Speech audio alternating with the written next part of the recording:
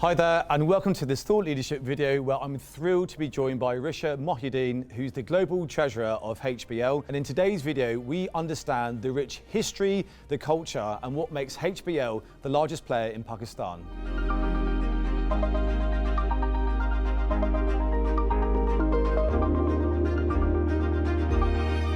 Hi Risha. Hi Good to Jay. see you. Thanks for joining us. Thanks for having me. Let's get stuck in. So there's such a rich history of HBL, what makes you the largest bank in Pakistan. So tell me a bit about the history, where you've been and where you're going. Right.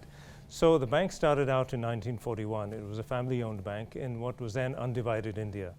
And then, as you know, partition happened in 1947.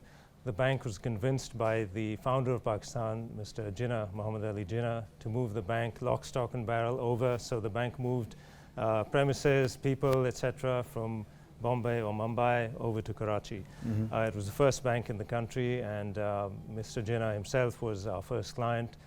So we're very proud of that, that start to our career, to our bank, and it's really continued as being the leading financial institution in the country. Indeed. So when did you actually open up other branches and start expanding outside of Pakistan? Right. So the bank has always had a very progressive mindset. So in 1951 we opened up in Colombo, and then across the next few years we opened up across the Middle East. We're here in Dubai, in the UAE, in Bahrain and in Oman. So strong presence in the GCC, but also across the Pakistani diaspora. So we had an operation in the UK, which is now a subsidiary of HBL. We're also in Singapore and recently we opened up in China. Okay, interesting. I've seen in the news that you've got a full branch in China. So tell me a bit more about China, because I suppose that's acting where you're located demographically is like a trade corridor, right? So tell me a bit more about China. Right. So China we like to think of as our second home market. And you know, the thing is that there's no doubting China's influence on the emerging markets, especially across the South Asia and Southeast Asia corridor. What we've done is we opened up first in Urumqi, which is to the west of the country, and last year in Beijing. And what we're really capitalizing on are the trade flows and the investment flows between China and the countries which we serve. So as I said, obviously Pakistan is our home market. China has a lot of investment in Pakistan. They've invested a lot in the infrastructure side, and of course the One Belt, One Road initiative, which has really brought a lot of infrastructure development across many countries, including Pakistan. So we're by far the largest bank involved in the One Belt, One Road initiative when it comes to Pakistan, but we're also very active in places like Bangladesh, Sri Lanka, and the GCC as well. So that really is now the underpinning of our international strategy. Okay, that's international strategy covered. So tell me about the services. So you're strong in corporate and investment banking, you're strong in global markets, you're strong on the retail side. Surely you're spread quite thinly somewhere. I mean, it can't all be that rosy. Right. So before I joined HBL, I used to think, well, you know, banks need to focus on what they're good at. So we can't be all things to all people. You know, as a bank, you'll have to drop certain aspects, certain client segments and so on and so forth. And this is what I saw when I was at Barclays and previously at Citibank as well, where they were really focused on their niche and on their core offerings.